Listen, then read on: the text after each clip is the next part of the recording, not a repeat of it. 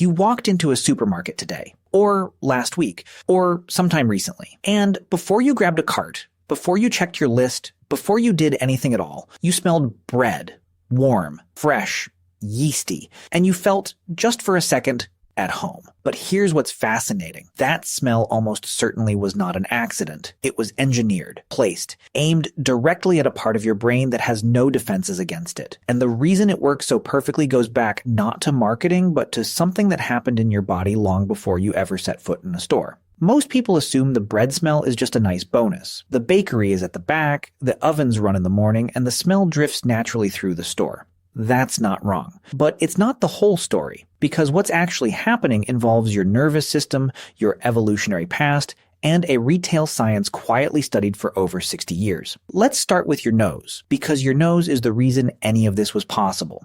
Every other sense you have travels through a relay station in your brain called the thalamus before it reaches your conscious mind. Sight, sound, touch, all filtered first. Smell is different. Smell bypasses the thalamus entirely and connects directly to the limbic system, the part of your brain that governs emotion, memory, and instinct. The olfactory bulb, which processes scent, is physically connected to the amygdala and the hippocampus, emotion and memory, both at once. In 2014, neuroscientist Rachel Hertz at Brown University described this as the only sense with direct limbic access, meaning scent creates an emotional response before your rational brain can evaluate it, before you think, you feel. And what you feel in a supermarket is safety. Researchers at the University of Copenhagen published findings in 2018 confirming that flatbread was baked by hunter-gatherers at a site called Shubeika 1 in northeastern Jordan approximately 14,400 years ago. That predates agriculture by at least 4,000 years. Humans were baking bread before they were farming, which means the smell of grain cooking over heat is one of the oldest signals your brain has ever received. For 14,000 years, that smell meant one specific thing. Food is here, fire is near, you are not going to starve tonight. Your brain encoded that signal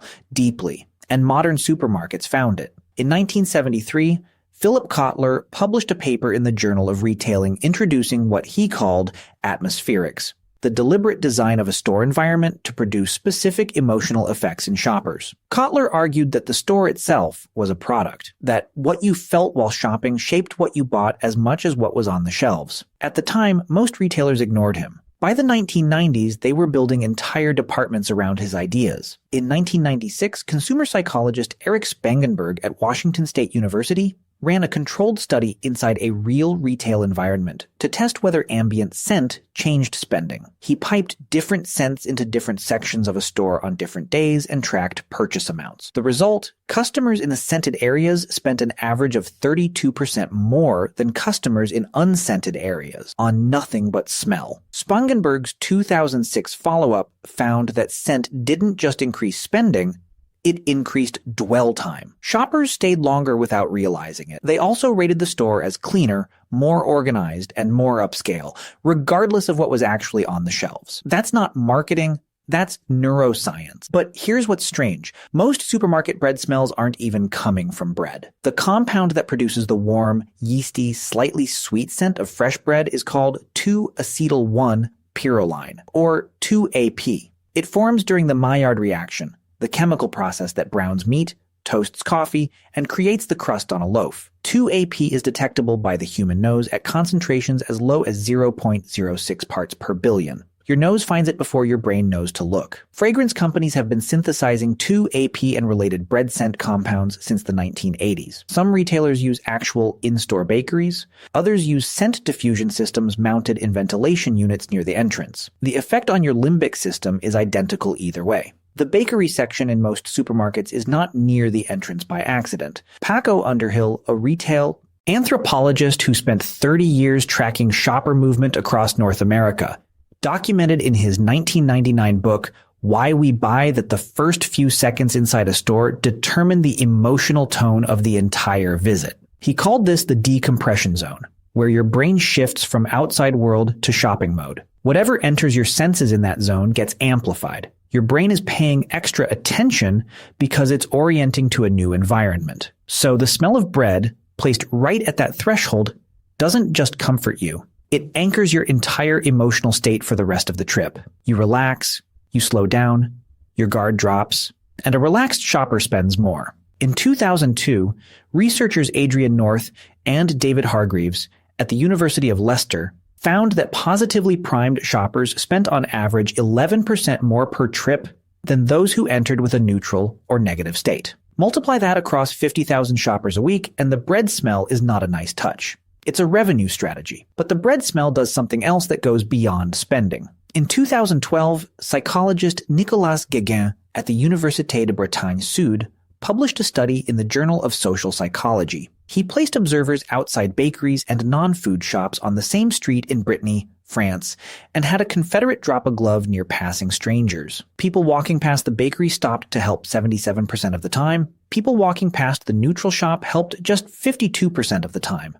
The bread smell made people kinder. Not because they decided to be, they had no idea the smell was a variable. Their behavior changed because a molecule hit their olfactory bulb and fired directly into the part of the brain that makes them human. Guéguin called this the social warmth effect of food odors. The smell of food being prepared is one of the oldest social signals we have. It meant community, shared fire, someone taking care of something. When you smell it, your nervous system responds as if you are with people who are safe. And safe people are generous people. Kotler's point was that every environment communicates something. The absence of design is itself a design choice. A cold, fluorescent, odorless store is not neutral. It creates an emotional state too, just not a pleasant one. The question was never whether stores would affect your feelings. They always did. The question was whether that effect would be intentional, and here's what that means for you right now. Today, every time you walk into any building, you are never in a neutral space. You are always being primed by something. The lighting in your office, the temperature of your gym, the music in a restaurant, the smell at the entrance of a casino.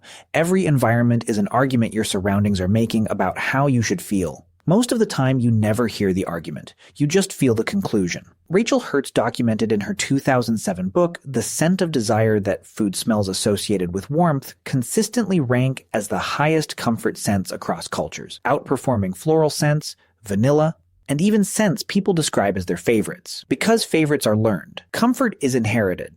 The smell of something cooking is a signal your nervous system received for 14,000 years before any of us were born. You came into this world already knowing what it meant. So when you walk into a supermarket and feel just for a moment like everything is going to be fine, that feeling is real. The comfort is genuine.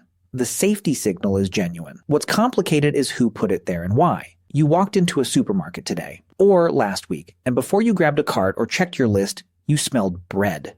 And for 1 second, you were not a shopper in a store. You were something older.